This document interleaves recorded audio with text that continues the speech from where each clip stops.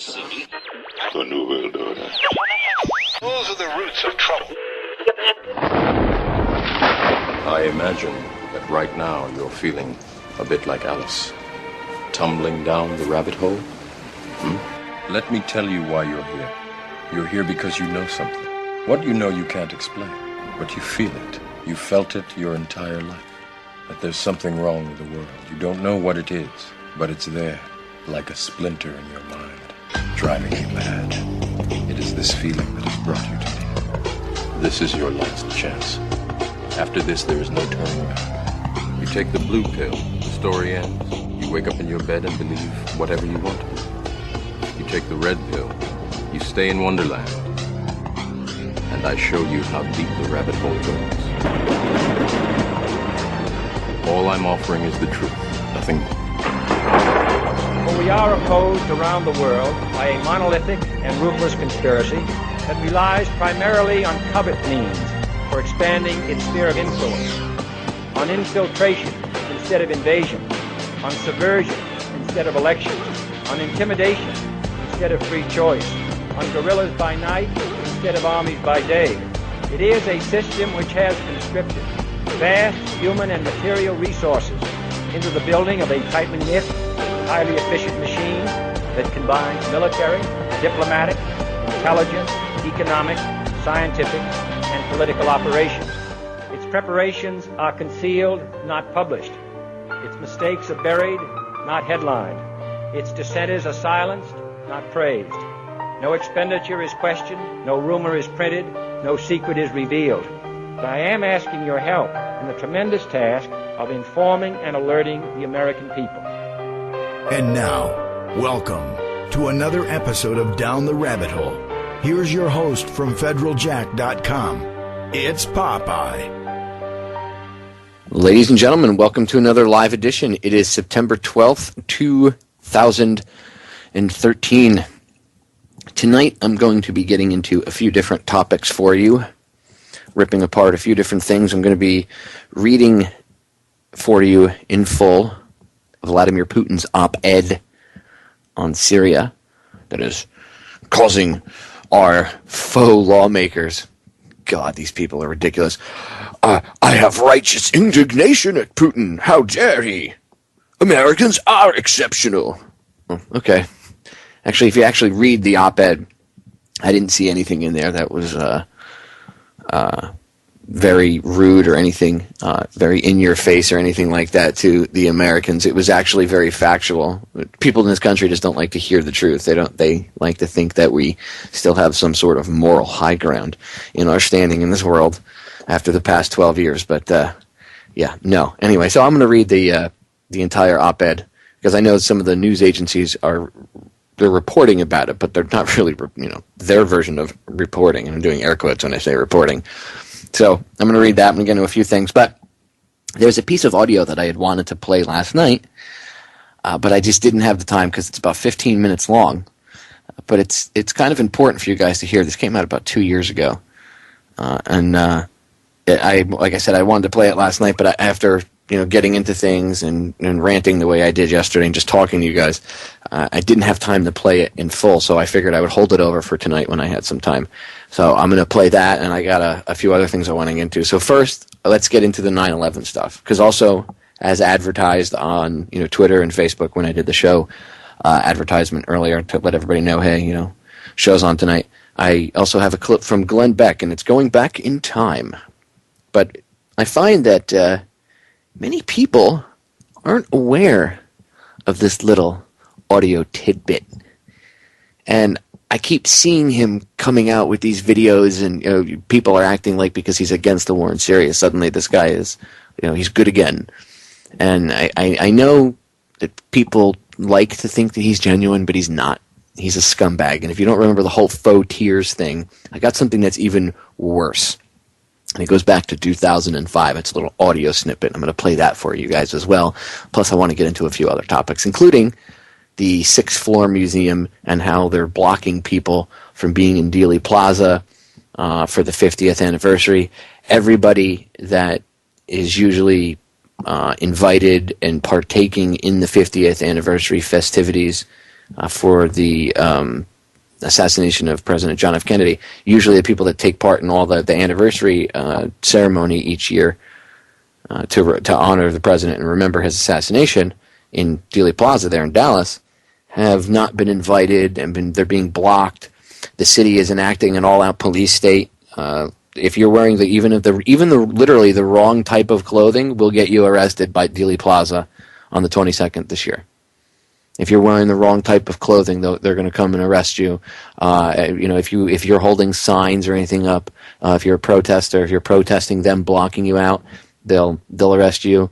The word assassination is not allowed to be talked about out loud. I mean, there's literally lists of things that are not allowed to be talked about. Welcome to America 50 years after Kennedy was assassinated. Yeah. The coup that happened then led to this police state that we have now. And on the 50th anniversary of his assassination, researchers that have brought out the information that destroys the government's official story, okay, they're not allowed down there. Anybody that says that anything other than Oswald isn't allowed down there. You have to put in to get the tickets to go. You have to get tickets. Okay, there's only a certain amount that they're giving out, even though I think they're only giving out like 1,000 tickets or 5,000 tickets or something like that. But I know the plaza could hold more people, but they're only giving out a certain amount of tickets. And in order to get the tickets, you have to have a background check done by the Department of Homeland Security. Yeah, you have to have a background check done to get a ticket to go to Dealey Plaza, an open public space, for the remembrance ceremony of a president who is elected and paid for by the people, a popular president, and he gets shot and killed.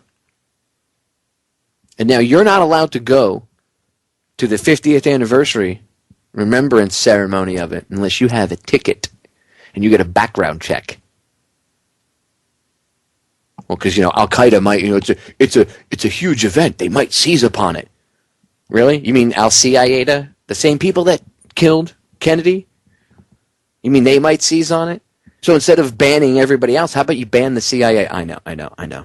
I digress. Anyway, let me get to the 9/11 stuff first, and then we'll get into me tearing apart the sixth floor museum, because that's a whole nother subject in and of itself.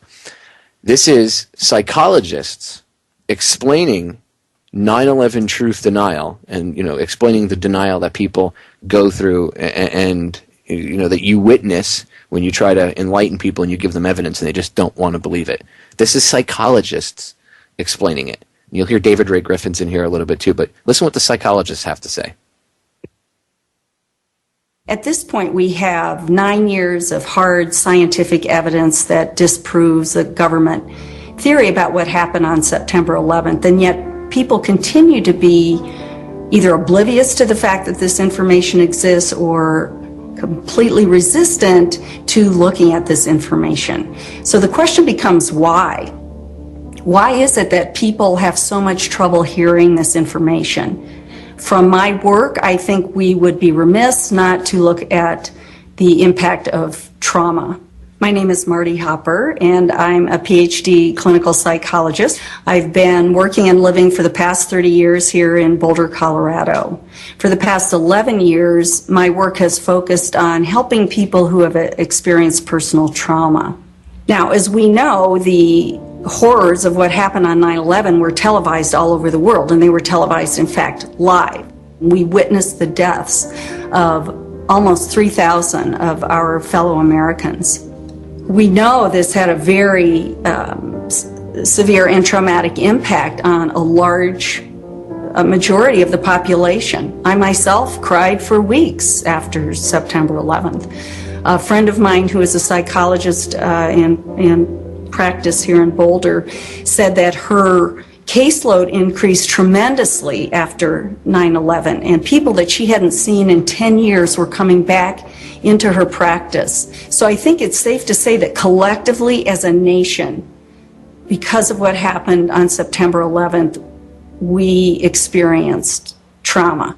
I'm Fran Schur, and I have a master's degree from the University of Colorado. I've had a private practice as a psychotherapist and as a licensed professional counselor for about 20 years. Why do people resist this information? The information that shows that the official story about 9/11 cannot be true. What I've learned is that as humans, each of us have a worldview, and that worldview is usually formed in great part by the culture we grow up in. When we hear information that contradicts our worldview, social psychologists call the resulting insecurity cognitive dissonance. For example, with 9/11, we have one cognition, which is what the official story of 9/11, what our government told us, what our media repeated to us over and over, that 19 Muslims attacked us. On the other hand, we have what scientists, researchers, architects, engineers are now beginning to tell us, which is that there is evidence that shows that the official story cannot be true. So now we've lost our sense of security. We are starting to feel vulnerable. Now we're confused. 9/11 truth challenges some of our most fundamental beliefs about our government and about our country. When your beliefs are challenged or when two beliefs are inconsistent, cognitive dissonance is created. 9/11 truth challenges the beliefs that our country protects us and keeps us safe and that America is the good guy. My name is Bob Hopper, and I have a PhD in clinical psychology from the University of Cincinnati. For the past 29 years, I've been a licensed PhD clinical psychologist in Boulder, Colorado. When your beliefs are challenged, fear and anxiety are created. In response to that, our psychological defenses kick in, and they protect us from these emotions.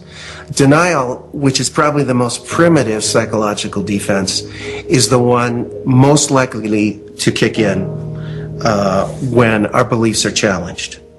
I'm Danielle Dupré, PhD, originally from Switzerland, where I studied psychology and psychoanalysis. For the past 15 years, I've been empowering people who have experienced significant trauma. America is a powerful nation. It has never been attacked. We were confident, we felt secure, and all of a sudden that security collapsed. People started to be fearful. With all those rumors, those news, people didn't know what to think about. And it's a very, very uncomfortable state to be in. And eventually our mind shuts off. Just like when a computer is overloaded, our minds get overloaded. We can't handle it anymore and we shut down. It's easier to deny it and move on with our lives.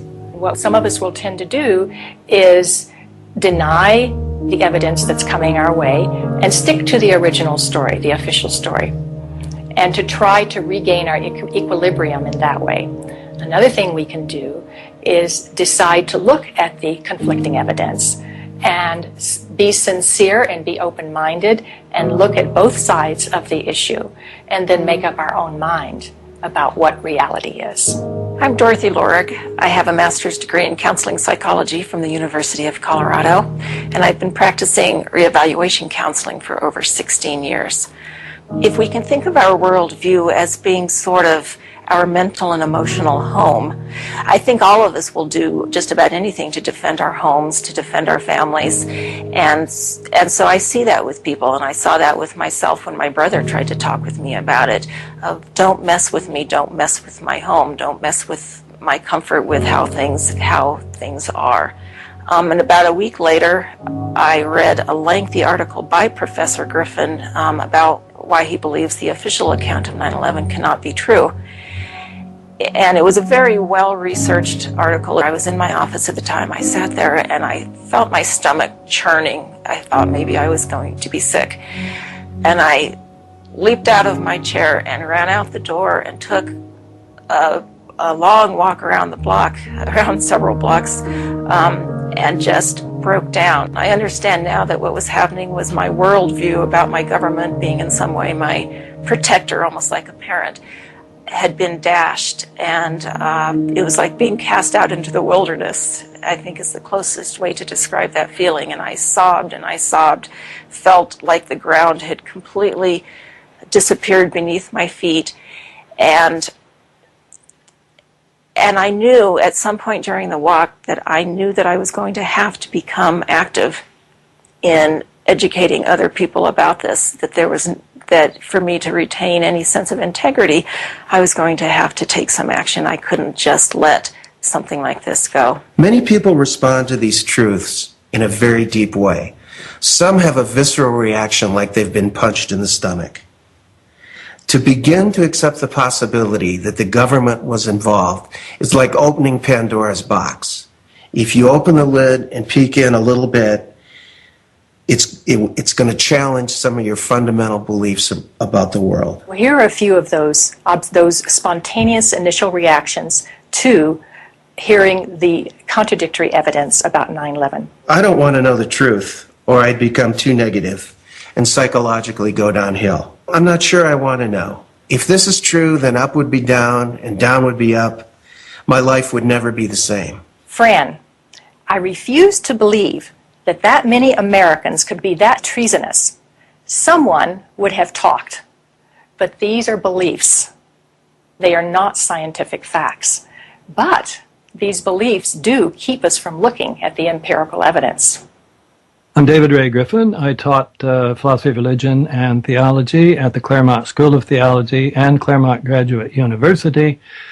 I published about 35 books in my field, but then starting in 2004, I started publishing about 9/11, and since that time I have published 10 books about 9/11. You have empirical people who will simply say, look at the evidence, and if it's convincing, I will change my mind. Other people are paradigmatic people. They have a paradigm. They say, this is the way the world works, and I'm convinced this is the right way the world works. 9/11 doesn't fit into that paradigm. So I don't need to look at the evidence. It's paradigmatic. And then there's a third type of person that we often call wishful thinkers. I call it wishful and fearful thinking. So they simply will not believe something that they fear to be the truth. And I found that maybe to be the most powerful factor of people rejecting the 9/11 truth and not even entertaining the evidence.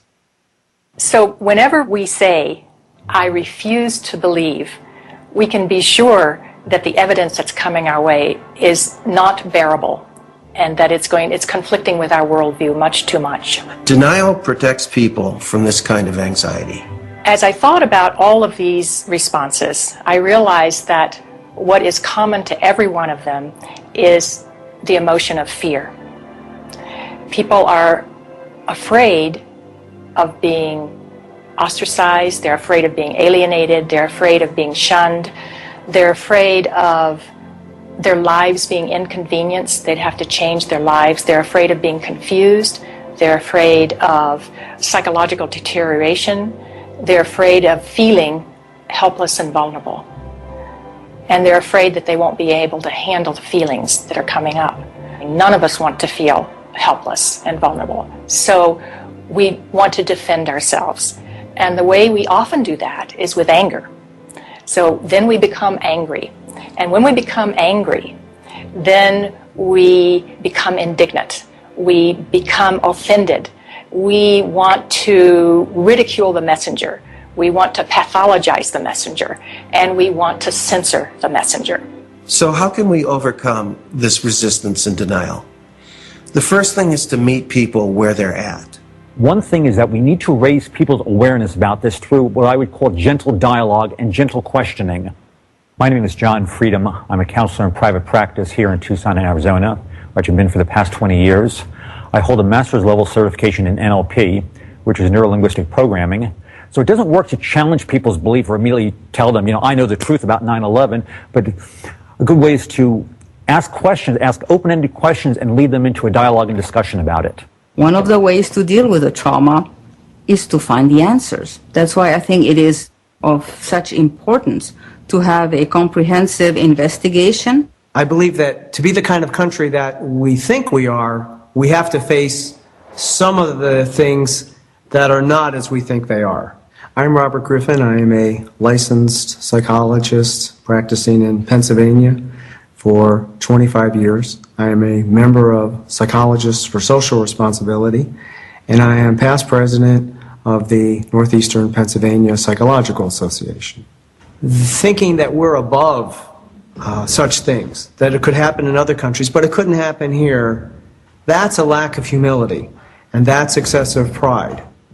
And so not being able to see our dark side or our weaknesses is the most dangerous thing. The observation that pride is one of the basic human flaws is absolutely correct. This is especially true for Americans because we for a long time looked at other nations and say, oh, they're in such bad shape, but luckily we don't have those problems. We don't have leaders who would do those things that were done in the Soviet Union, or done in Germany, or done in Japan, and on down the list. So this is a type of pride that Americans have. A feature of American history that makes us particularly liable to this pride is this notion that's called exceptionalism, that America is the exceptional nation. And that began from the beginning. As this country was formed, the people would say, well, there was so much evil in the European countries, so much cheating, so much lying, so much using the people for the ruler's purposes, but not in America. We have leaders that are free from those sins. So I think this has made 9/11 particularly difficult for Americans. Anyone can make mistakes, but our ideals and our principles get us back, on track.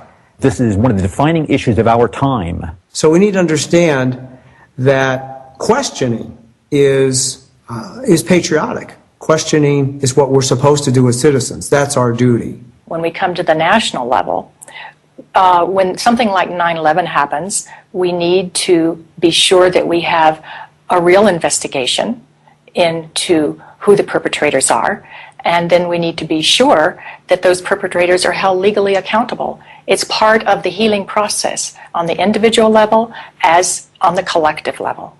We need the truth in order to heal. And what did Kennedy say in his speech?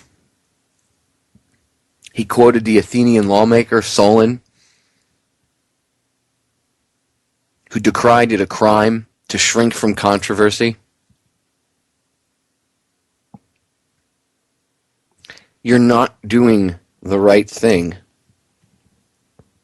if you stick your head in the sand. You're just not. You think it's disrespectful to the dead to investigate what happened to them? Think about that for a minute.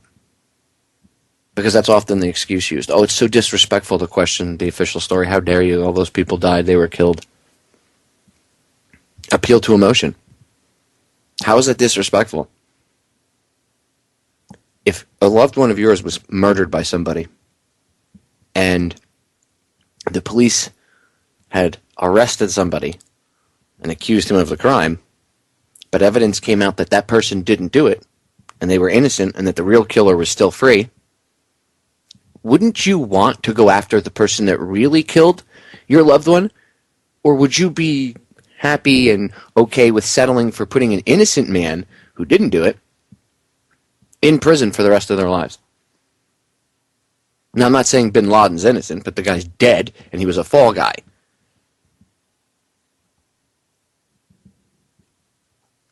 the real people behind it, the people that benefited from it, did they go to prison? Did they spend any time behind a cell wall? No. Did SEAL Team 6 go after them? No, don't think so.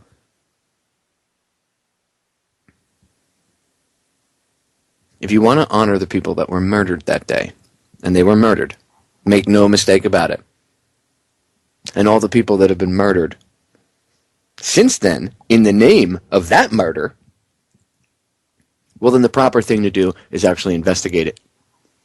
And it's very hard for people to do that. It's really hard. So I wanted to play that clip. It helps people understand. Just hearing it out loud sometimes will help people go, well, maybe I did that. Maybe I should look at it with a little bit more of an open mind. There's no harm in thinking outside the box. You're not going to burn in hell.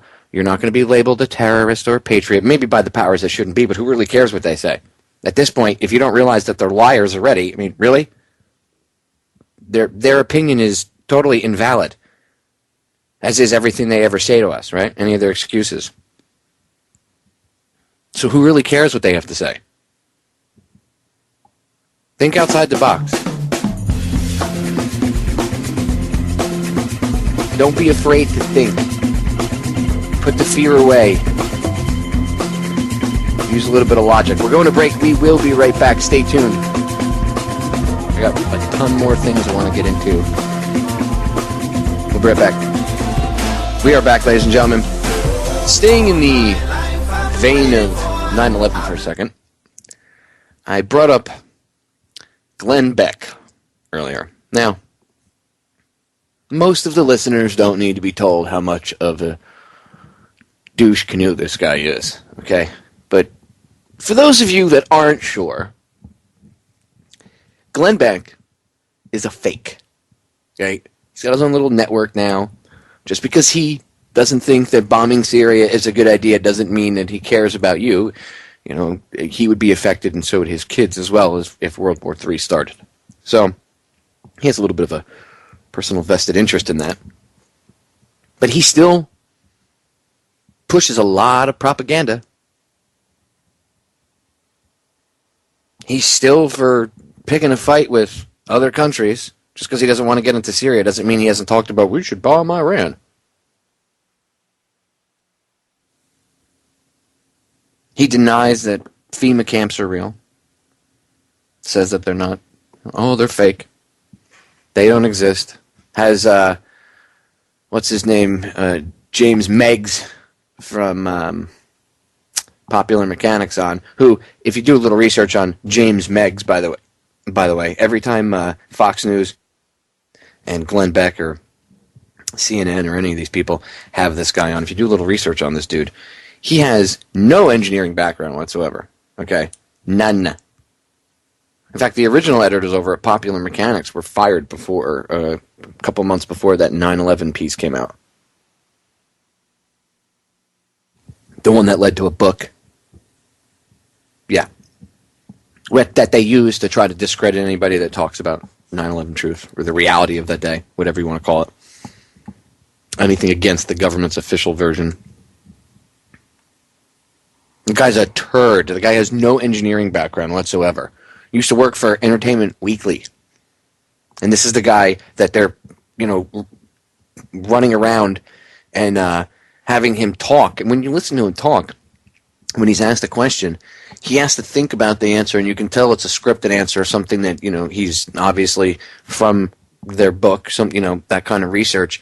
And it's usually, the arguments are always filled with logical fallacies. There is no real valid argument there. If you remove the logical fallacies from the argument, there's no facts. It's all just talking points that push the official version. So anyway, in fact, if you go to the 9/11 downloadable archive section on federaljack.com, go to the downloadable archive section, and you'll see the 9/11 one. Click on it, and in there is a movie called Debunking the Fox News and Popular Mechanics attack on 9/11 truth.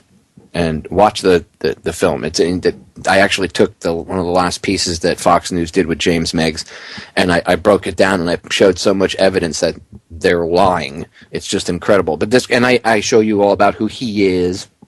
The guy's a dirtbag. Anyway, getting back to Glenn Pitstein Beck. A couple of years back in 2005, when Hurricane Katrina came rolling through New Orleans, Beck was on his radio show bad-mouthing the people of New Orleans, which a lot of the media did back then. By the way, if you go watch the recovery process and everything that was going on, even I was a schmuck for a minute until I realized how bad things were, and then I was like, well, wow, things really are bad down there, because the media put a different spin on it. If you go back and watch the coverage, you'll see what I'm talking about. So Beck is out there, and on his radio show, he's complaining about the survivors of Hurricane Katrina, which you'll hear in the clip, but you'll hear him mention them, calls them scumbags. But it's out of this conversation where he was talking about the Katrina victims, he talks about the 9/11 victims' families. And he comes out and he says the most astonishing statement that people have. People, when they hear it, they're like, "What?" Even my wife, she, as long as she's been with me, she had never heard this, played out loud. And I was looking up the clip earlier today, and I played it in here in the studio, and I had the headset off, and I had it open on the speakers, and she actually turned around in the chair and looked at me and said, "Did he really say that, or did you guys edit that up?" I said, "No, he really said that." So Glenn Beck came on air and said he hates the 9/11 victims' families for, quote-unquote, complaining that the government didn't do enough. Now remember, there wouldn't have been an investigation, period, if it weren't for the 9/11 victims' families. Look up the Jersey Girls. There's 2 documentaries about them.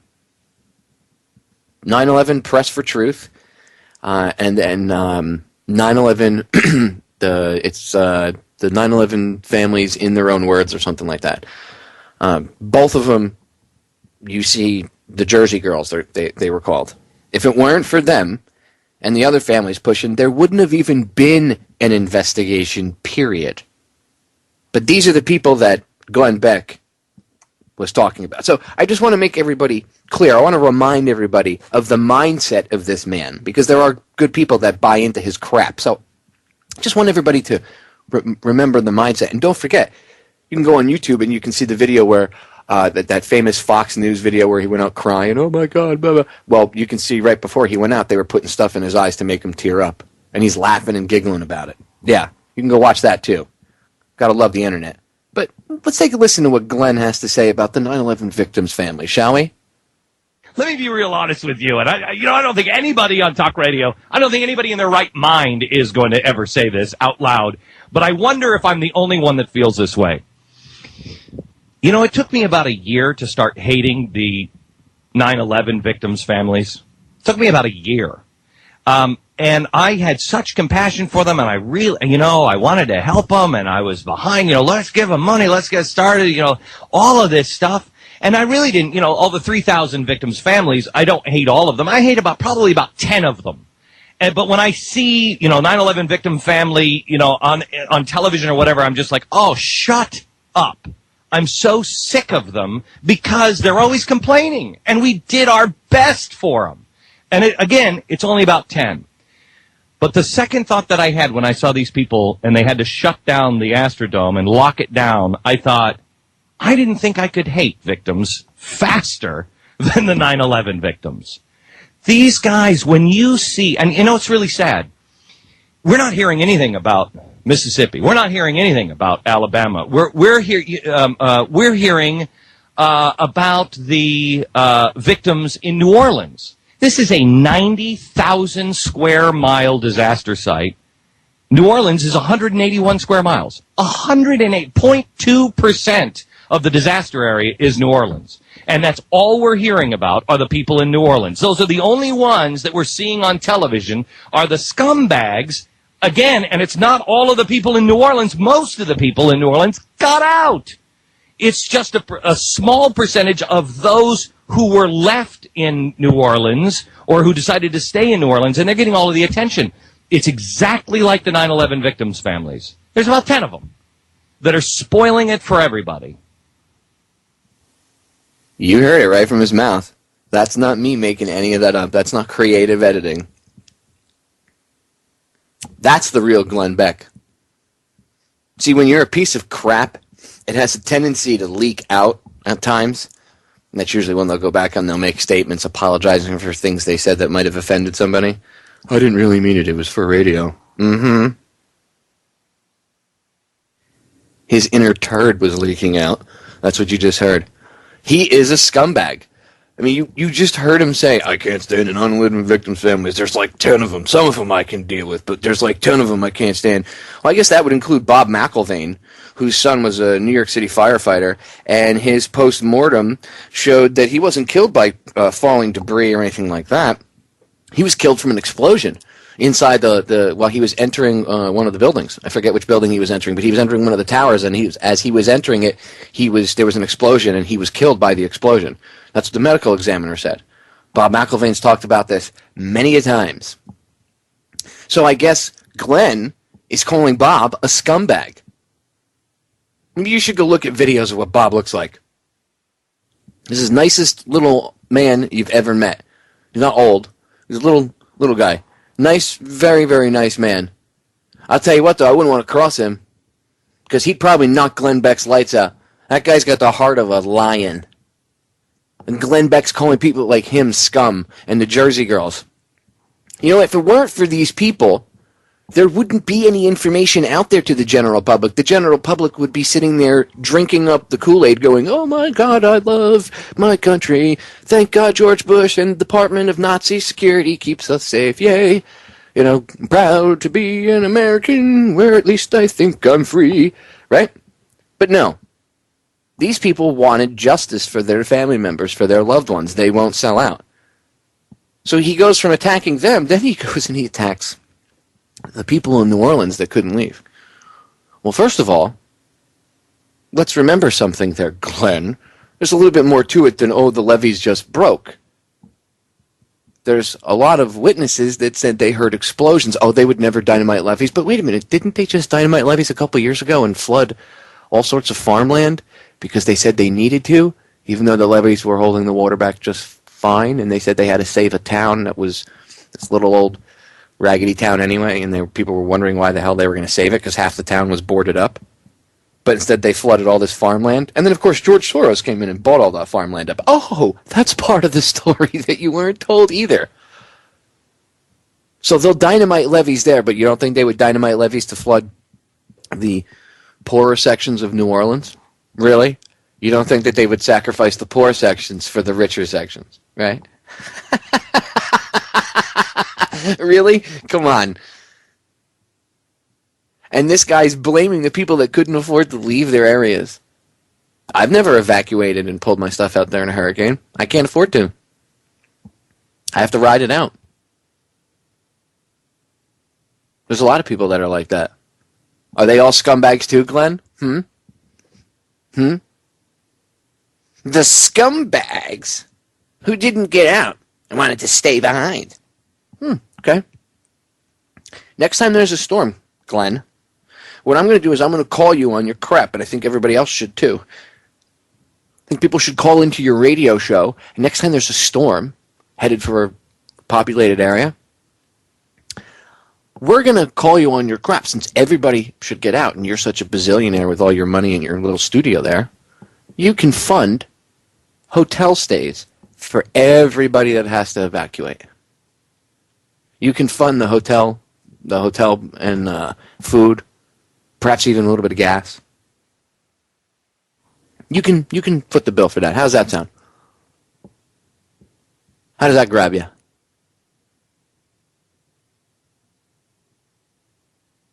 The scumbags that couldn't get out. Let's be clear, ladies and gentlemen, because I know the media would push a lot of that same thinking, that same mentality. Okay, when hurricanes hit these areas like that, there are people that can't afford to go anywhere. That's all. Their whole life savings is there. They can't just afford to leave it because they know if they leave, their possibility could be looted. If they can mitigate any water damage, they want to do that. If they can save some of their stuff, they want to do that. And yet we, as you know, free individuals in this country, will sit back and we'll laugh and mock those people. They should have gotten out. Not everybody, but there's people in this country that they should have gotten out. I even said that at first in New Orleans, and here I was, an experienced firefighter and Coast Guardsman who had been through many a hurricanes and many a storms and done many a rescues myself. When I was a firefighter, I've rescued people by boat out of their houses. I grew up in an area that flooded. You know, it would rain for a day and a half, and half the town would go underwater. I remember launching, a boat to go do water rescues from the middle of a highway, the third lane of the highway, because most of it was underwater. And yet I was still a moron for a minute, and I had seen these news reports, and at first I said, why the hell didn't these people get out? And then I said to myself, well, wait a minute, why don't you think before you open your mouth, moron? They probably couldn't afford to get out. Because I said, because Katrina passed by us first. We didn't go anywhere. We rode the storm out when it came by us. So I had to check myself, too. Somebody who had, been through this, and I understood, the plight of people that can't take off. I myself wouldn't leave. And yet here I was chastising people for not leaving because I had, that's the way it was presented to us across the news. And without even realizing that it was happening, just by watching that crap for 5 minutes, you program your noodle. And you form an opinion that's not even yours. It's really not your real opinion, is it? No. My real opinion is that what happened to those people is horrific. And no, they all couldn't afford to leave. That's the reality of the situation. Perhaps if the city government was really meant to take care of the people, right, or if the county or whatever, there would have been plans in place to evacuate everybody, just in case. But there aren't. Money is not spent on things like that. Money is spent on buying Bearcats and tanks and stuff, and then declaring martial law afterwards when everything is all jacked up and you don't offer any help to anybody. I mean, in New Orleans, police were running around looting. I don't hear Glenn Beck calling them scumbags for leaving their posts and dropping their duty at the drop of a hat and running out and looting and taking TVs. I don't see him talking about that. Nope. I see him labeling the people that couldn't help themselves as the scumbags. Well done. Well done, Glenn Beck. You are an epic, epic, epic douche. You are the driver of this week's douche canoe. What a scumbag. Okay, yeah, there's 3 ad hominems against him, but too bad. He deserves it for what he said. I don't care. Glenn Beck's a turd. He's one of those guys. He's like Chris Matthews. He's right up there with Matthews. I would love to be locked in a metal cage with both of them. And I know there's a line of people. In fact, actually, I wouldn't even waste my time on Beck. I would just give him to Bob McIlvaine and the families of the 9/11 victims and some of the families from the people that suffered during New Orleans. Let them deal with them. But I'd lock him in a cage with them anyway, and videotape it. And then I would only charge $3, right, per person for everybody to watch it around the world. And then, like, live streaming, and then take all of that money that would be raised and separate it between the 9/11 victims' families and the people that were affected by Hurricane Katrina, or do something nice, donate it to a charity thereof. Something effective. There you go. See, solving problems one step at a time. Can't stand Glenn Beck. He's such a scumbag. Anyway, I'm going to move on to my next subject. I'm going to get into Putin's thing in hour 2 because I want to use one of the whole segments as much as I can to read his op-ed and give my commentary on it. So I had talked about the 6th floor museum in Dealey Plaza earlier, and it said how they're blocking everybody. I'm going to post this article up on Federal Jack, by the way, but if you go over to the Dallas Observer and type in, I don't know if it's on the front page, but or just type in the 6th floor's conspiracy.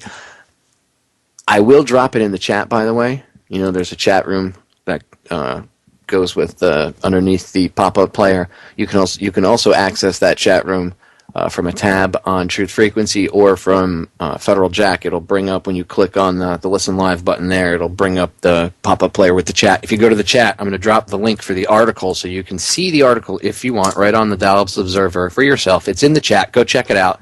I just dropped it in there. All right. The title is The Sixth Floor's Conspiracy. Kennedy Museum falsely denied its role in harassing conspiracy theorist Robert Groden. Now, Robert Groden he's been researching the Kennedy assassination for a very, very, very, very, very, very long time. He's got books out about it. You can see him in many different documentaries being interviewed. He's really an expert on the Kennedy assassination, knows his stuff, and he's really good with photographs, and he knows what he's talking about. So he's getting harassed, getting the cops called on him, literally harassed by the police, and it's because of the Sixth Floor Museum. And they denied that they had any role in it, but it's actually not true, and this is connected to the whole 50th anniversary and people being blocked. I'm going to read you this article, okay? It's from the Dallas Observer. It's called The Sixth Floor's Conspiracy. Dallas is 2 months shy of its commemoration of the 50th anniversary of the murder of President John Fitzgerald Kennedy in Dealey Plaza, which probably will come off somewhere midway between tragedy and comedy. For more than 2 years, the Sixth Floors Museum, the city's official assassination museum in the School Book Depository building, has lied about its involvement in the Dallas Police Department's campaign to cleanse Dealey Plaza of people who preach assassination theories to tourists. So if you're out there and tourists are coming by whatever time of the year, say Robert Groden's out there and he's telling people come by and he says, "Hi, I'm Robert Groden, I'm a researcher, blah, blah." "Oh, I know you, I've heard, I've seen you in documentaries." "Oh, well, blah, blah, blah." And you start pointing at things, the cops will come over and harass them, and they do that to anybody. If you're out there with a sign, giving away DVDs, you have a shirt. Past couple of years, people have been getting harassed. It's from the Sixth Floor Museum. And by the way, a former well-respected, who's not as well-respected now, researcher, works for the museum. Okay? He used to be well respected, and now he works for the museum. And you would think that this guy would, because he worked with some of these people, you would think that he would want to, be open and honest. But suddenly his opinion changed on things, and well, that's what happens when you get a good paying job, right? And you get a little bit of prestige. Anyway, back to the article. Emails, and now a lengthy legal deposition, the sworn testimony of a career police officer involved in the police department's Dealey Plaza initiative, it was called, show irrefutably that the Sixth Floor was the lead agency goading the police all along. Why does any of it matter? It matters because the same irrational forces behind the Sixth Floor's war on conspiracy theories are shaping the coming observances in Dallas in November. The old guard, not anybody younger than 60, but the old people, still suffers morbid shame over the assassination. They want to hide the assassination itself from global view the way a physically wounded person might hide a scar or deformity. Maybe the most telling aspect of the whole 50th observation is that the word assassination has been banned from it. I said this before. Like a funeral where guests have been told they may not utter the word dead. It's just the 50th. And it's not about the assassination. It is to be only about Kennedy's life and legacy.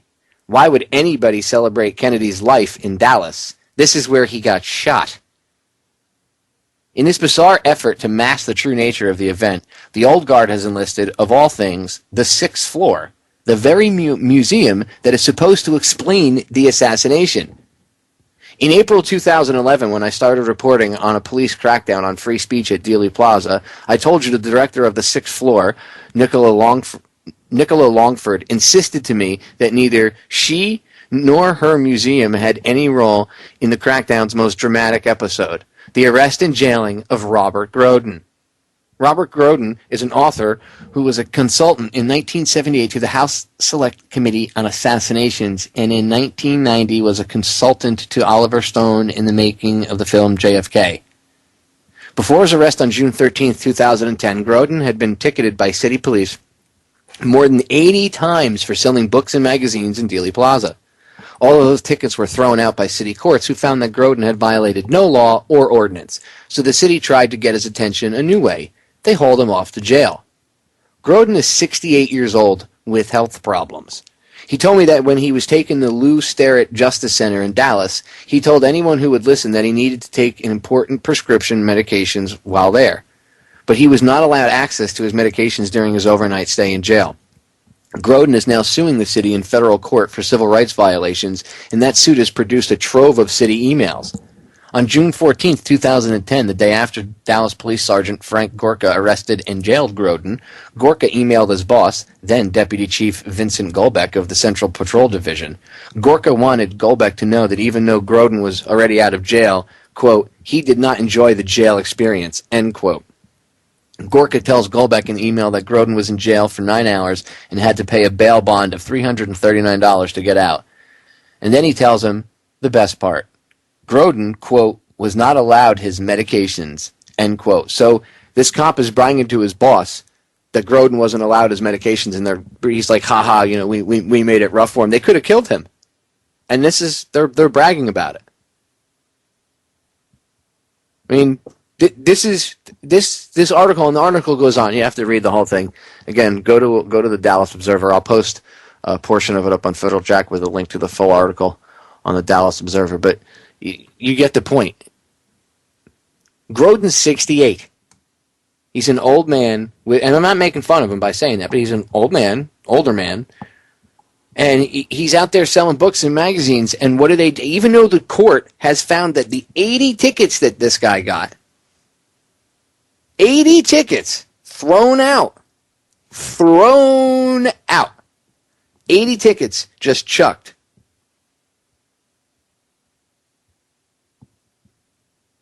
So they go after him and they arrest him? Does that make any sense? I don't know how the judge didn't throw that out and say he didn't break any laws with the tickets. What laws did you use to arrest him? And then they screw with him. And not only do they screw with him, but they laugh and brag about not giving him his medications. And this was all pushed and, urged along by the sixth floor museum. Why the hell would a museum why would the museum want to block him? I thought it was about getting the truth out. Oh.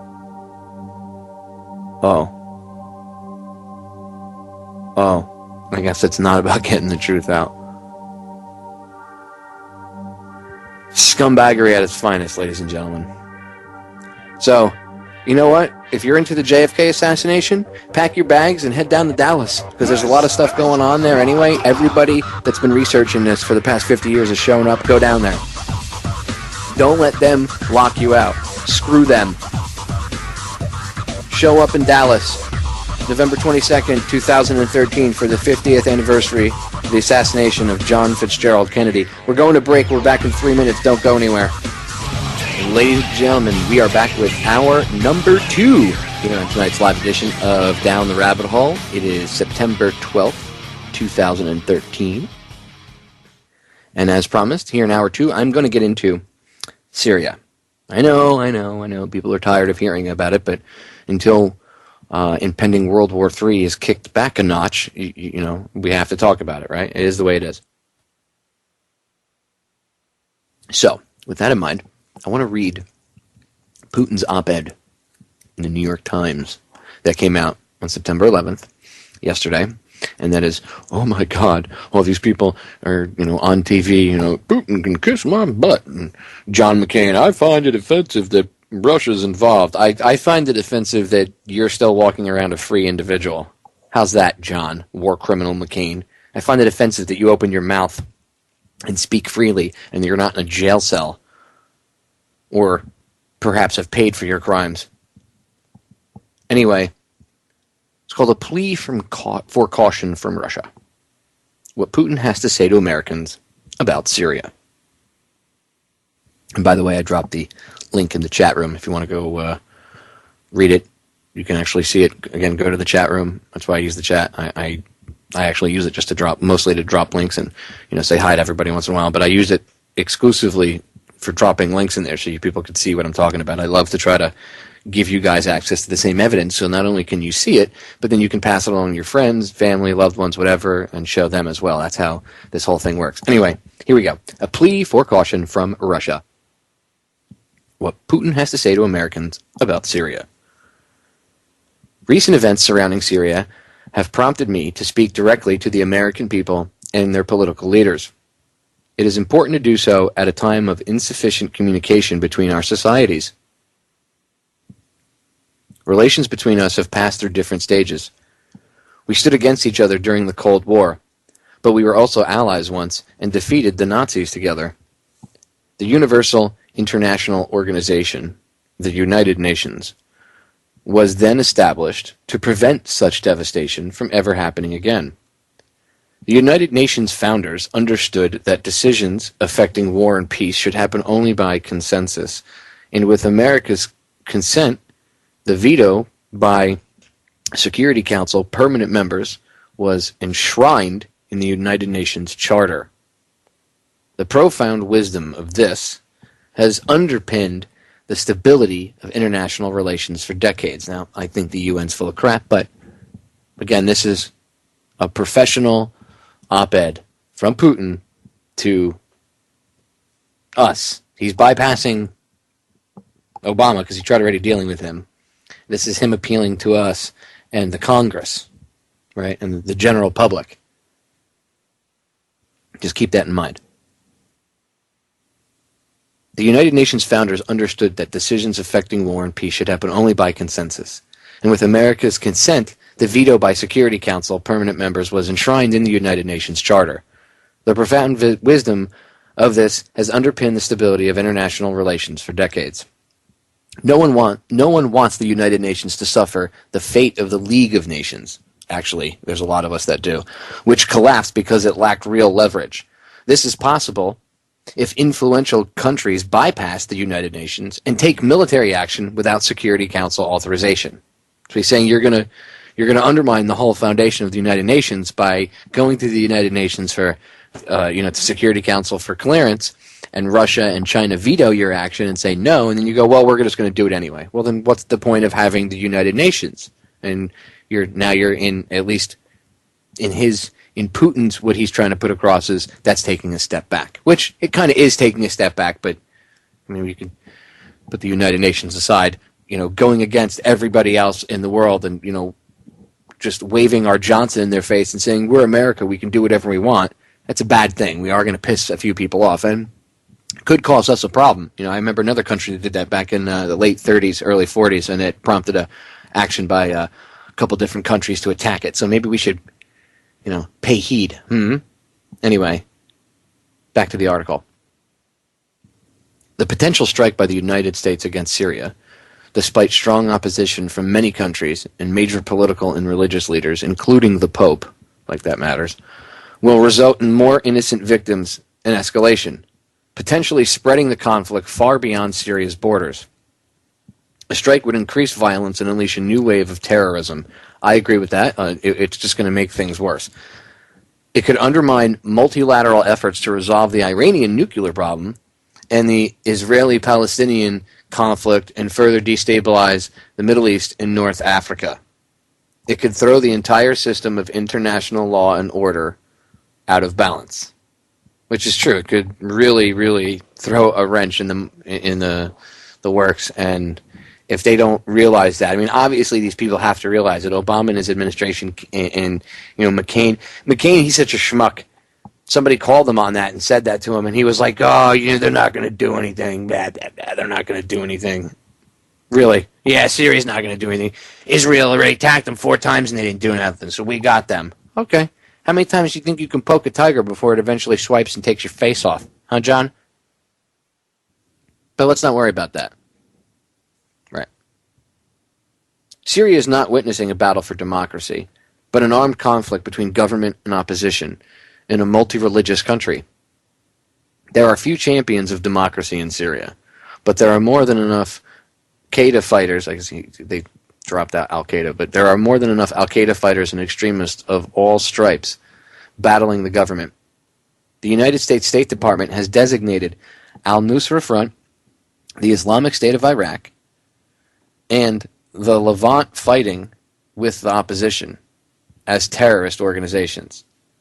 This international conflict fueled by foreign weapons supplied to the opposition is one of the bloodiest in the world. Mercenaries from Arab countries fighting there and hundreds of militants from Western countries and even Russia are an issue of our deep concern. Might they not return to our countries with experience acquired in Syria? After all, after fighting in Libya, extremists moved on to Mali. This threatens us all. From the outset, Russia has advocated peaceful dialogue enabling Syrians to develop a compromise plan for their own future. We are not protecting the Syrian government, but international law. We need to use the United Nations Security Council and believe that preserving law and order in today's complex and turbulent world is one of the few ways to keep international relations from sliding into chaos. The law is still the law, and we must follow it whether we like it or not. Under current international law, force is permitted only in self-defense or by the decision of the Security Council. Anything else is unacceptable under the United Nations Charter and would constitute an act of aggression, which, by the way, we already did with the Iraq War. Just so everybody's clear. Completely illegal. Okay? That's why Bush and Cheney have been convicted of war crimes in other countries, and they can't leave this country, because if they go to other countries, they will be arrested because they are war criminals. You'll never see that happen here. Well, maybe you will. I won't say never, because that sets the tone. We will see that happen here one day. Let's say that. But that war was completely and utterly illegal and an act of aggression. No one doubts that poison gas was used in Syria, but there is every reason to believe it was not used by the Syrian army, but by opposition forces to provoke intervention by their powerful foreign patrons, who would be siding with the fundamentalists. Reports that militants are preparing another attack, this time against Israel, cannot be ignored. It is alarming that military intervention in international conflicts in foreign countries has become commonplace for the United States. Is it in America's long-term interest? I doubt it. Millions around the world increasingly see America not as a model of democracy, but as relying solely on brute force, cobbling coalitions together under the slogan, "You're either with us or you're against us." Even Snoring Dog in the background here agrees with me. Right, Snoring Dog? But force has proved ineffective and pointless. Afghanistan is reeling, and no one can say what will happen after international forces withdraw. Yeah, no one can really say, let's see how fast Karzai holds up without us there. And then you'll get people, well, that's why we need to stay. Really? So your kid needs to die in a foreign land so that some scumbag opium lord drug-dealing turd can stay in power? Yeah, okay, that's nice. Libya is divided into tribes and clans. In Iraq, the civil war continues, with dozens killed each day. In the United States, many draw an analogy between Iraq and Syria and ask why their government would want to repeat recent mistakes. No matter how targeted the strikes or how sophisticated the weapons, civilian casualties are inevitable, including the elderly and children, whom the strikes are meant to protect. The world reacts by asking, if you cannot count on international law, then you must find other ways to ensure your security. Thus, a growing number of countries seek to acquire weapons of mass destruction. This is logical. If you have the bomb, no one will touch you. We are left with talk of the need to strengthen non-proliferation, when in reality, this is being eroded. So what he's saying there is, when these countries, when international law will not protect them from the United States coming in and just doing what it wants. Not so much the United States, the powers that shouldn't be, the people that are controlling it. Or any country, if a country can't protect itself and it can't go through international law, well, what happens? Well, then the country seeks other methods, because like he said, if you have the bomb, that's why Iran, everybody's like, oh my God, they want a bomb. They don't want to bomb Israel. They're not retarded. They know that would end badly. And that would start World War III. And guess what? If they bombed Israel, all that fallout would still come over their own people. Duh. So they'd be killing themselves. They know this. They want the bomb so Israel will leave them alone. It's an equalizer. It's a bargaining chip. Now Israel has to take them a little bit more seriously. Or maybe the United States government has to take them more seriously, or whatever. Get the point?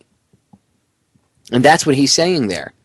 You know, when they try to go through the UN and it's blocked politically and they're bashed, you know, and everything is blocked politically, then of course these countries are going to go reach out for that stuff.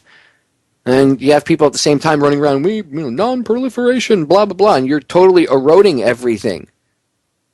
You know, it's like speaking out of one side of your mouth, you know, or speaking out of both sides of your mouth, I should say. You know, doing one thing and, you know, saying one thing and doing the other.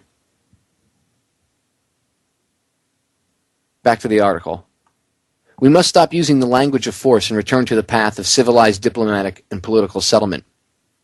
A new opportunity to avoid military action has emerged in the past few days. The United States, Russia, and all members of the international community must take advantage of the Syrian government's willingness to place its chemical arsenal under international control for subsequent destruction. Judging by the statements of President Obama, the United States sees this as an alternative to military action. I welcome the President's interest in continuing the dialogue with Russia on Syria. We must work together to keep this hope alive, as we agreed to at the Group of 8 meeting in Northern Ireland in June, and steer the discussion back toward negotiations. If we can avoid force against Syria, this will improve the atmosphere in international affairs and strengthen mutual trust. It will be our shared success and open the door to cooperation on other critical issues. My working and personal relationship with President Obama is marked by growing trust. I appreciate this. I carefully studied his address to the nation on Tuesday, and I would rather disagree with the case he made on American exceptionalism, stating that the United States policy is, quote, what makes America different. It's what makes us exceptional, end quote. It is extremely dangerous to encourage people to see themselves as exceptional, whatever the motivation. There are big countries and small countries, rich and poor, those with long democratic traditions and those still finding their way to democracy. Their policies differ too. We are all different, but when we ask for the Lord's blessings, we must not forget that God created us equal. Vladimir V. Putin. Now, I'm going to piss a lot of people off by my next statement, but I tend to agree a lot with what the president of Russia had to say in his op-ed. Okay, and I have to honestly tell you, I never, ever thought that those words would ever come out of my mouth. Okay, because I was a kid that grew up, you know, oh, if the Ruskies, if they drop a bomb, you know, you have to get, we did the bomb drills. Anybody remember those? I know anybody in their late 30s, early 40s, or even in their 50s can remember those, when the teachers would make us get underneath the desks in case a nuke went off. Like, that's going to stop. Somehow hiding under your desk is going to stop the blast wave from eradicating you. Like, suddenly, you know, you have this invisible field around you, as if Sue, you know, Richards from the Fantastic Four was there with, you know, putting an invisible force field around you. I mean, I don't know what that was for. That was probably just to, you know, make you feel better. But those were the bad guys, the Ruskies, when I was a kid. And here you have me saying that I agree with President of Russia on his op-ed. He's right. This is an insane push for war. And what he meant by, you know, well, maybe I'm not in his head, but what I take away from the you shouldn't teach people that you're exceptional thing is it's not that, you know, you're not a good person, thing like that. None of that. What I take away from it is he's saying, because of what he said after that, is you shouldn't teach your people that God, the creator, or whatever creative force that you believe in, made you the exceptional country on the planet, and that you have the moral authority to do whatever the hell you want. That's what he was talking about. Because the statement after it clearly is attached with the previous one, where he said, you know, you shouldn't. Now he said he makes mention in there that, you know, about anything. So who knows? Maybe he does mean you shouldn't teach your people that they're exceptional. But what I took away from it was that you shouldn't be teaching your people that whatever creative force there is, God, whatever you want to call it, whatever religion you believe in, Buddha, doesn't matter. Whatever creative energy, you shouldn't believe that because you're an American, that creative force has given you the divine right to piss all over everybody else's country, you know, dump your depleted uranium and their crap in other people's backyards, because that's the attitude that we do have. Now, what people should do, instead of looking at this and saying, well, F Vladimir Putin. And Papa, I can't believe you're with that Rusky bastard.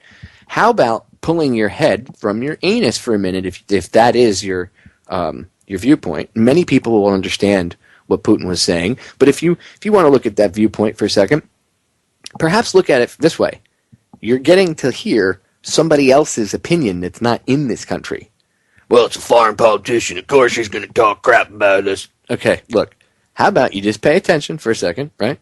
And realize that outside this country, the opinion of us is very different than what our opinion is of us. Get it? Okay? We live in denial. I've been outside the country.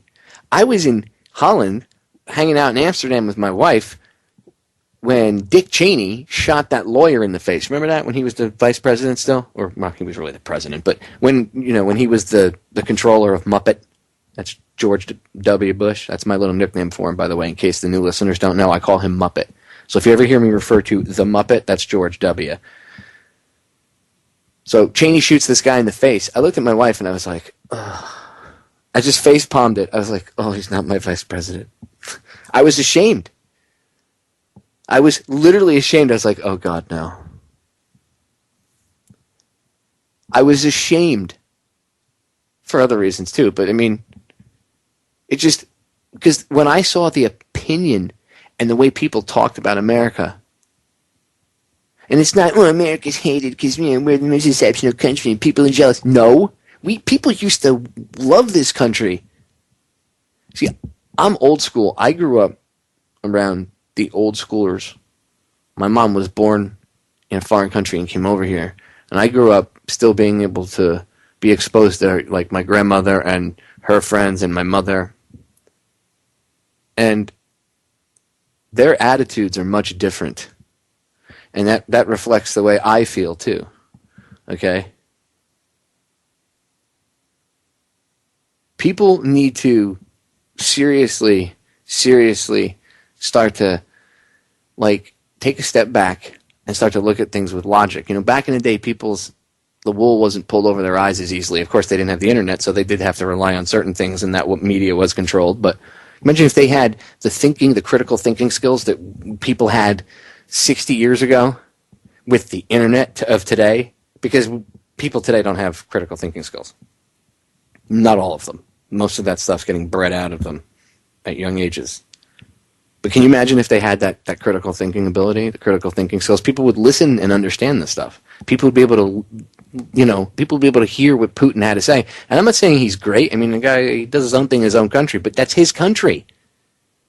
That's not your backyard. That's like telling your next door neighbor how to mow his friggin' lawn. Hey, man, I don't like the fact that your backyard's uneven and you have some bumps in it. I don't have the extra money right now to hire a contractor to come out here and make everything level and grade it off. So maybe, it's going to cost me $10,000. So maybe in the future when I have a chance to do it. Yeah, well, I don't like the way that looks, man. So you should do something about it. Or I'm going to come over there and I'm going to, start digging up your lawn. Or I'll call the cops on you, or I'll call city guard. That's basically what we do. We don't like what you do in your backyard, blah, blah, blah. How about we handle things in our own backyard? And Putin pretty much said that too. He's made comments to Obama. Hey, psst, Barry, just to let you know, you got to get your crap together in your backyard first.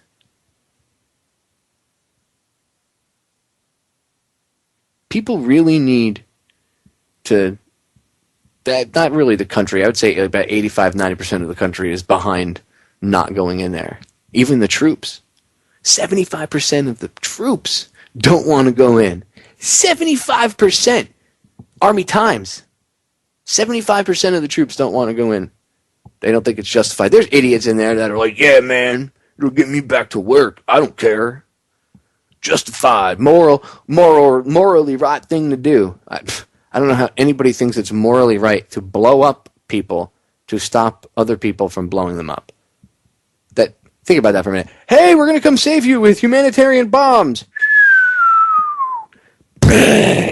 Oh, shit, we blew them up. Well, hey, we saved you, right? Assad didn't get you, right? Yay, USA! Yay, NATO, liberators. And even NATO, who always wants to get involved in everything, is like, no, we're not getting involved. The British people, Although David Cameron was drooling to get involved, British people said, nope, nope, nope, nope, nope. See, Obama didn't want to vote because if there was a vote, see, they're smart. These politicians are smart. If there was a vote in Congress and they voted and they said no, and Obama wanted to act on Syria anyway, he hasn't backed down. He still wants to act.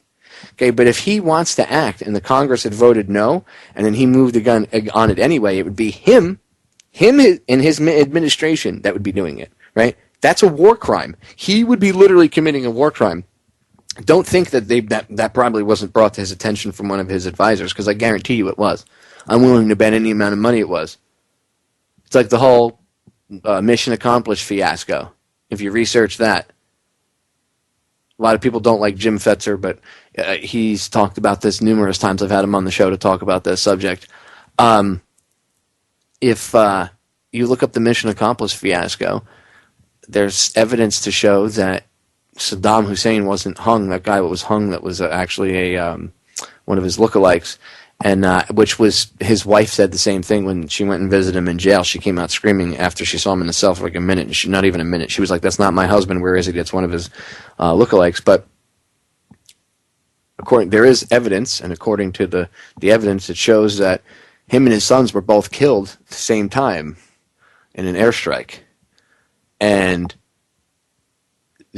once they killed them, they realized the whole mission accomplished thing was to go in and say, we got him, we killed Saddam Hussein, blah blah blah blah blah. But going through the law of the international laws of war and everything, they realized that what they did was actually a targeted assassination, which is a no-no. You're not allowed to do that to heads of state. What they did to Gaddafi was the same thing.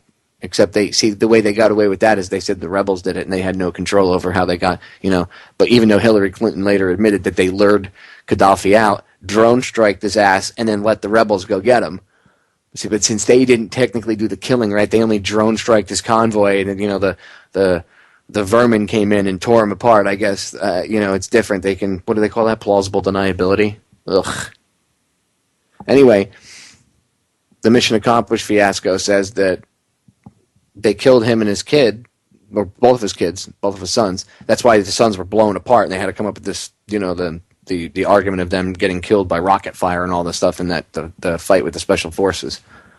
But they couldn't do it because at the last minute they realized it was a war crime. So then he came out, mission accomplished, end of combat operations, even though combat operations didn't end, and everybody was like, what the hell was that for? The mission accomplished thing was supposed to announce the death of Saddam Hussein, but they had to put something else there to cover it up because they already, opened their mouth and went and got everything lined up for this whole thing, right? So kind of the same situation you have going on here with Syria. Kind of the same situation you have going on. Obama's backing down and now twisting things, turning things around. Oh, let's delay the vote. Let's delay the vote.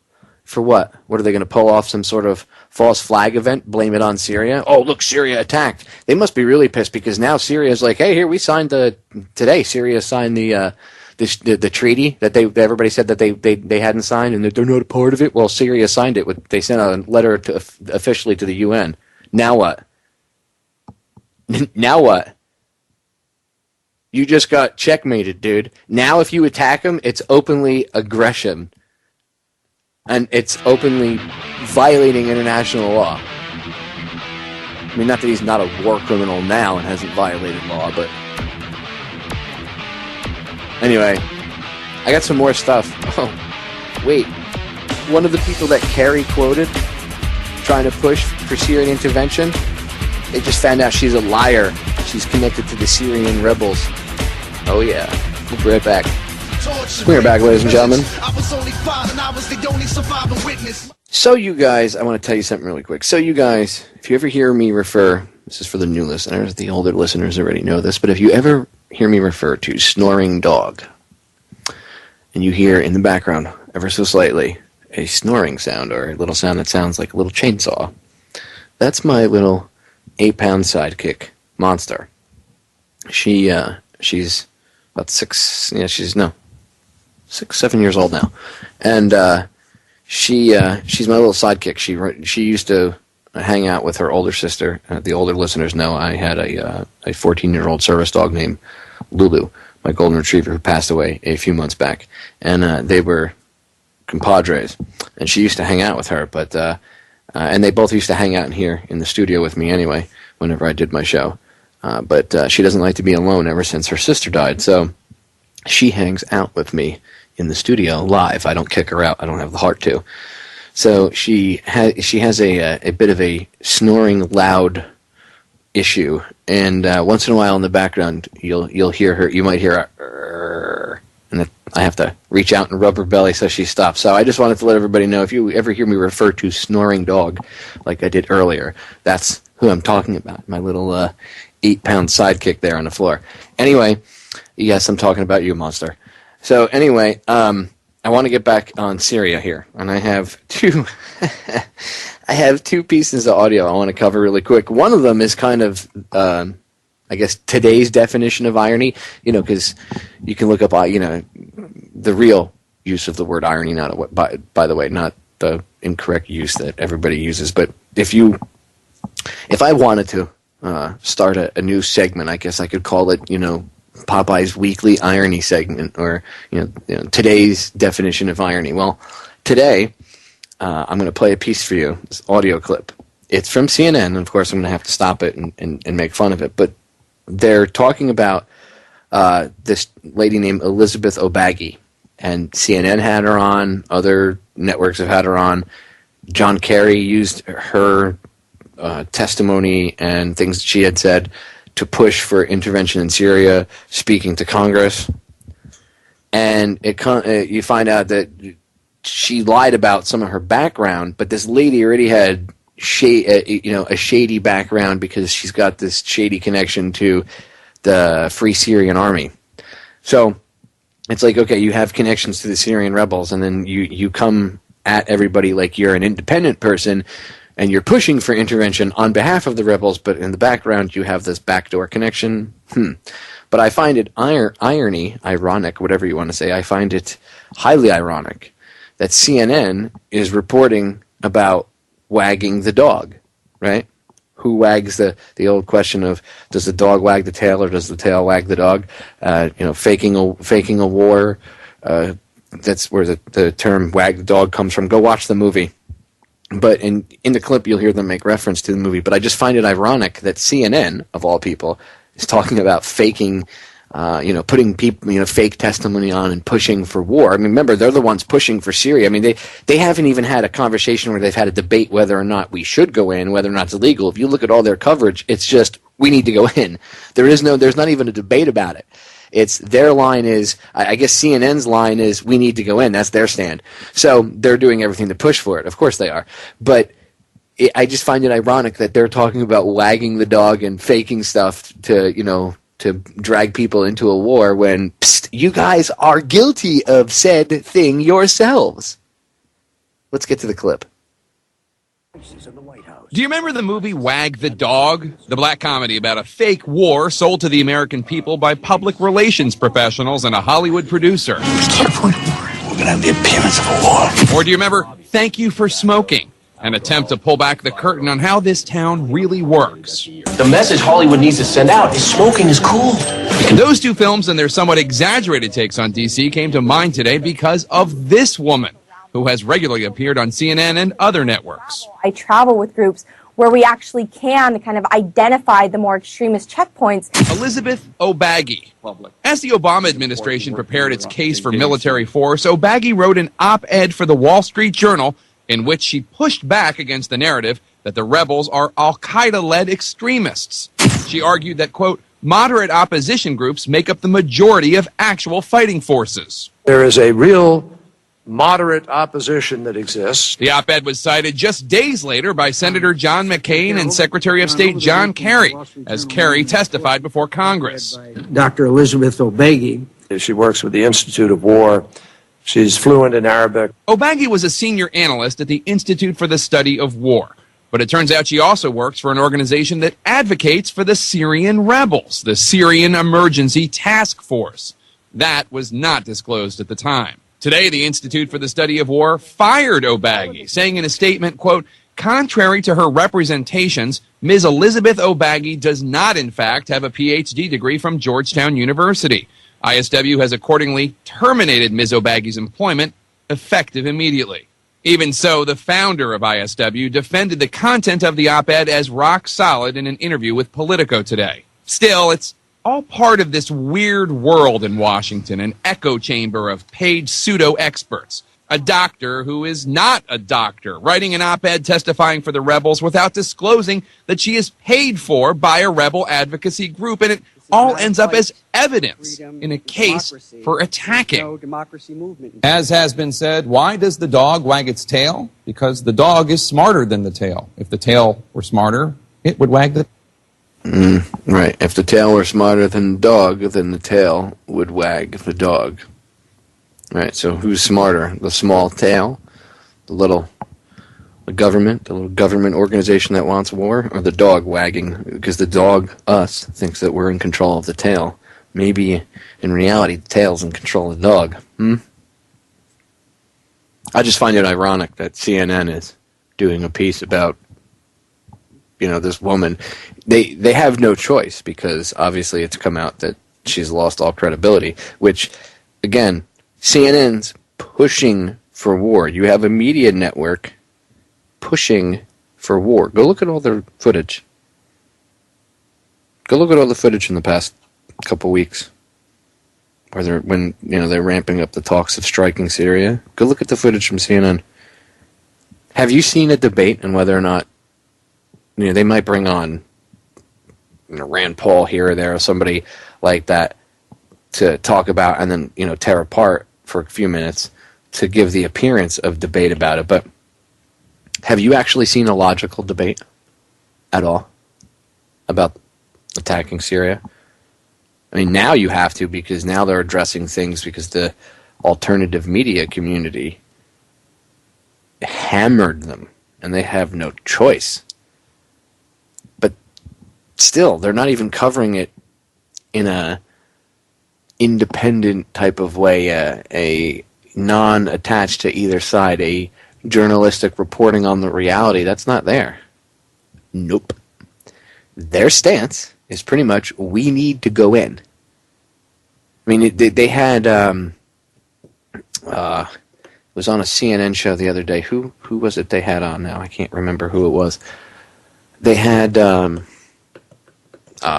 Wolf Blitzer had him on. I have to go back and look in the archive. But they had a politician on, and I can't believe I can't remember who it is now. But they had him on, and while they were questioning him, it might have been McCain, but I don't think it was him. It might have been McCain. But while they were questioning him, it was Lindsey Graham. That's who it was. It was Lindsey Graham. And while he was on, they were talking to him. And he's like, well, the president after tonight, he's not going to have a choice. He's going to have to, step up, blah, blah, blah, blah. But the CNN, and I'm doing air quotes, reporters, and you can find the clip on YouTube. I'll have to find it. Just look up Lindsey Graham. Go to CNN's page. It was there, I think, yesterday. If you go to CNN's YouTube channel. The last time he was on, it's like a round table. It's him, Dana Bash, who's, okay, she's not really a reporter. She's another repeater, propagandist. I think Wolf Blitzer was there, and there was, what's her name? Christian Amanpour, or whatever the hell her name is. I think she was there, and there might have been one or two other people. But it was like this round, this faux roundtable discussion, and they were all talking about intervention in Syria. None of them, like the CNN staff, had a dissenting opinion. Like, maybe we shouldn't go in there. Is this constitutionally right? The people don't want it. So if the people don't want it, you have like 91% of the country going, no, we're against it. Like 8 or 9% for it. And like I said, those are probably all people that work for Raytheon and Boeing and in the private mercenary industry. 91% of the country at least don't want to go into Syria. Does not want to get involved in someone else's crap. It's not our responsibility. It's not my responsibility to tell somebody else how to mow their lawn. They're killing innocent people. Hey, guess what? Our government kills innocent people. So those in glass houses should not throw stones. What are you talking about? Our government. We are the Americans. They don't kill people. Look up Waco. They were occultist pedophiles. No, they weren't. Wrong. David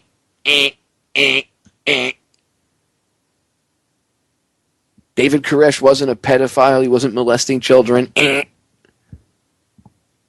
Wrong answer.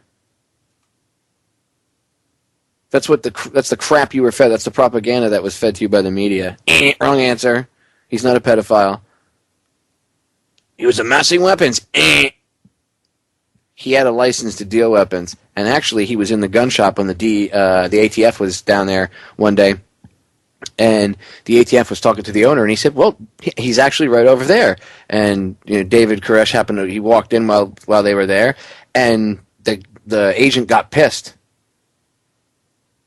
They could have just come in any time and talked to him. They didn't. They went in with tanks. They killed people. They killed most of the people there.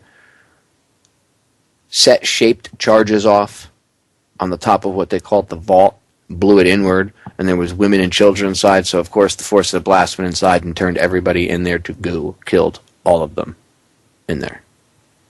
Killed them. Dead. Fireball and the concussive force. You know what happens when you put that much concussive force into a metal box? That force bounces off that inside of that box because it can't go anywhere. So the pressure wave will go back. Literally, if you could watch it around slow motion camera, you'd hear it, and you'd see the pressure wave bouncing around, and it would. Just imagine in your head a steel box and all this pressure, and it's bouncing around the four sides, and it can't get out. What do you think happens to anything that's mushy like us? It's in between it. What do you think happens? Literally crushed, torn apart, turned to pulp. Pink mist.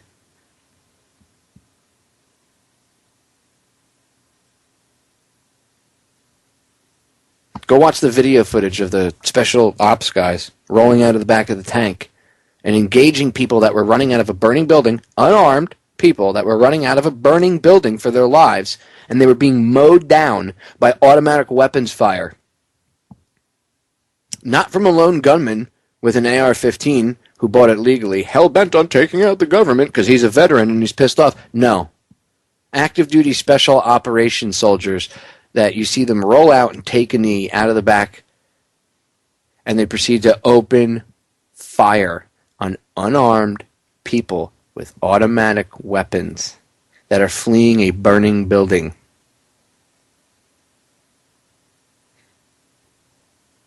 That's our people attacking our own people, our government, killing our own people, gassing and burning and shooting and blowing up and turning children and women into liquid, pulpy chunks of flesh.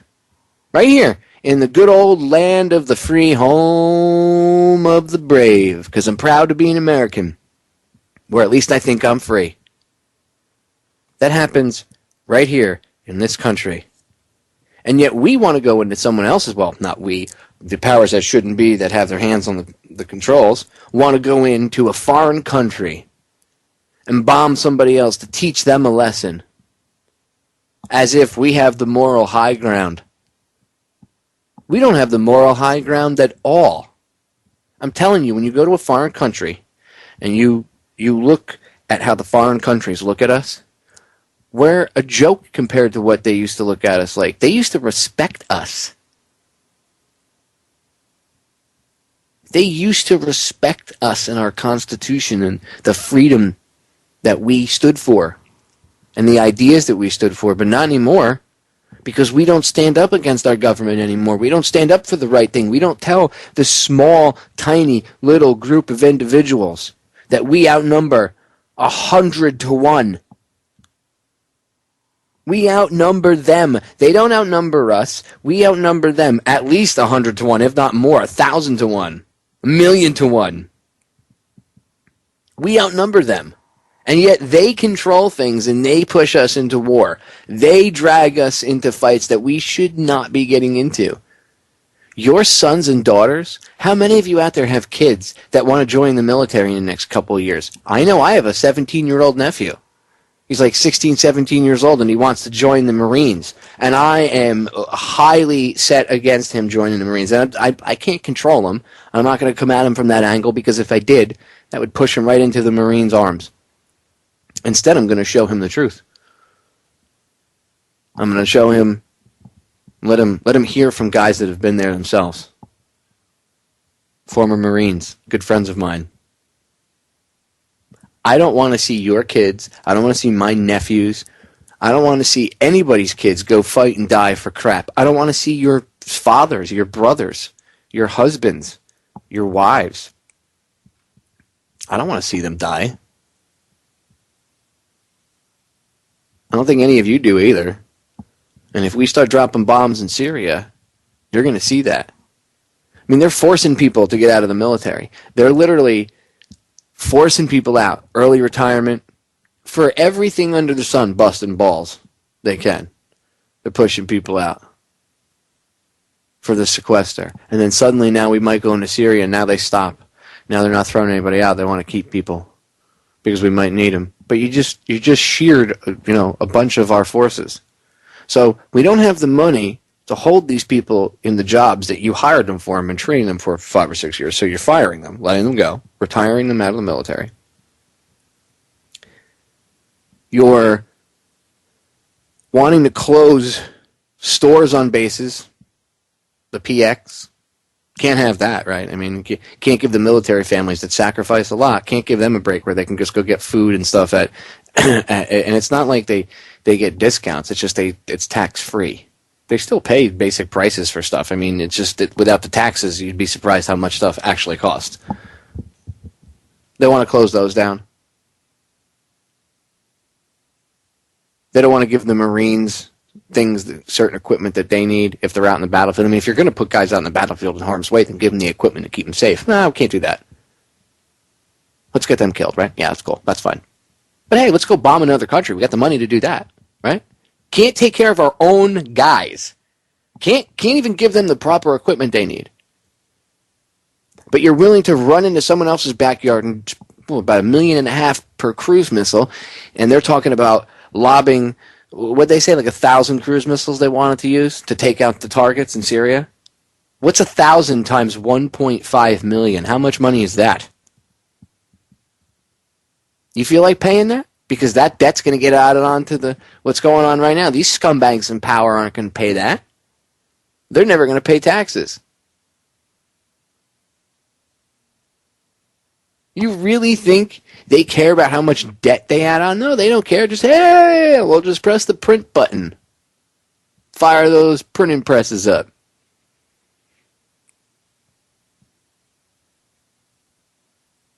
We can't fix our roads or bridges here in this country. We have roads collapsing, bridges falling down, literally into rivers and lakes because they are 40 years old, 50 years old, and haven't been properly repaired in forever. Some of them are even older. And rather than actually take the time to and the money to invest in something like our infrastructure, because that is an investment that will always pay us back in the future, no. They spend our money on other things. Besides Obama's opulent vacations, which that scumbag should have to pay back every red cent. I don't care if he's the president. I don't care. I don't care if his wife's the first lady. They don't have the right to go and spend the amount of money they do on vacations while they're telling you to tighten your belt and eat less and turn your lights off because you're such a bad human being. They don't lead by example. That's scumbaggery. And all of them, all these rich, opulent scumbags that get in there, they're all turds. They don't have anything in common with you. They don't care. Okay? They do not care about any of you. And they're not going to solve any of the problems either. So the only way to solve the problems and get rid of them in one foul swoop is for us to come up with the solutions on our own and think above them and outside the box. It's the only way it's going to happen. So, and that's with everything. We have to think outside the box with every little possible thing that goes on. Whether it's stopping them from pushing us into war in Syria, to getting rid of these scumbags from power. We have to think outside the box. Okay, I've often said this to my listeners before, and for the newer listeners from Truth Frequency that are now tuning in, if you guys didn't, I'm sure you might have heard when Chris carried it. But if you're just tuning in now, you're a new listener. Sometimes I I like to repeat some of this stuff. Okay, the only way to get out of this is to think outside the box. I know when Einstein said that, the only way to fix a problem, or you can't fix a problem with the same level of thinking that created it. I know he was using that to push for, the New World Order, one world government type idea. But let's turn that around for a second. Let's look at this situation, all the situations, right? Everything presented to you is always presented to you as if you're in a box, right? And if you're standing in this box, okay, you see the walls to your left, you see the walls to your right, you see them in front, you see them in back. If you look down, you see a solid floor because you can feel it underneath your feet. So you don't even bother to think to look up because you just assume that because the four walls and the floor below you appear to be solid, and for all intents and purposes are solid, you don't bother to look up. And the powers that shouldn't be, growing up and through our whole lives, make sure they push that into our face. And they push and they push and they push and they push and they push. And they remind us of their propaganda on a daily basis. You have no power. You have no power. Don't look up. Look to the sides and look down. But don't look up. There's no point. If you look up, you'll only realize how close the ceiling is to you, and you'll feel claustrophobic. So just look straight ahead, or around you, or down. Fear, fear, fear, fear, fear, fear, fear, fear, fear. You need us. You need us. Remember that. You need us. And you never look up. You always look around, you look down, and you just assume, hey, they're right. And everything is presented to you in this fashion, that the only solutions are what are presented to you inside this box. And picture the walls of this box like video screens. And all these events happen, you can see things going on. But when they happen, the only solutions that are offered to you by the people that control that box and those video screens are the people that are pushing us into this total tyrannical agenda. And they're never there's really never solutions ever offered. There's never critical thinking offered. There's only one or two options offered. Usually it's A or B, and you have to pick. It gives you the faux choice of picking when both options lead to the same thing. They've been playing this game for a very long time. The way to beat it is to look up. When you look up, you'll realize there is no ceiling. Nothing but blue sky. And that'll make your brain say, wow, that's odd. I thought there was a ceiling there. And you suddenly realize that you're not so tiny in this box, but actually you're cramped in there real tight. All squeezed up tight. You feel very constricted. And suddenly you step up. You just stand up straight. And you stretch your body out, and you take a big breath. And you stretch your muscles out, and you hear your bones creaking and cracking. Everything's starting to align itself. And you realize, when you clear your eyes and you rub your eyes and you look around you, that there's infinite possibility all around you, wherever you can see. And when you look down at your feet, you suddenly realize that that box is very, very small. And you were cramped up in there. Where you thought you were standing inside of a large box, you're actually cramped up in there, all squeezed up. But you didn't realize that in reality, because in your mind, they had you thinking you were a very small, powerless individual. When in reality, you're like a colossus. You just stood up out of that box, and it's tiny. It's like a tiny little shoebox now that you're standing in. And then you step outside of that box and you start to look around you and you realize the infinite possibilities around you. And that's when you can actually start to achieve your true potential. That's how they control us. And the way of beating their methods of control is that simple, because once you step outside of that box, ladies and gentlemen, you make them irrelevant. And that's how we win, is by making them irrelevant. They are set and armed and prepped for a physical fight with us. They want us to think that it's either total capitulation or bloody revolution. Again, a choice of only A or B. When in reality, the real choice is to step out of the situation and don't play the game. Period. If we step away from the monopoly board, ladies and gentlemen, the banker will be left holding paper money that means nothing. So let's all step up away from the monopoly board. And let's start to build a better society. How about that? And a brighter future for the kids. That's taking care of the children. With that, we are out of time. Again, I want to thank all of you for tuning in, taking the time for 2 hours to listen to me. It's very humbling, and I promise I will bring you nothing but the truth and self-empowerment. Remember, ladies and gentlemen, the solutions to our problems are most definitely an inside job, and the true power to solve all these things is inside each and every one of you.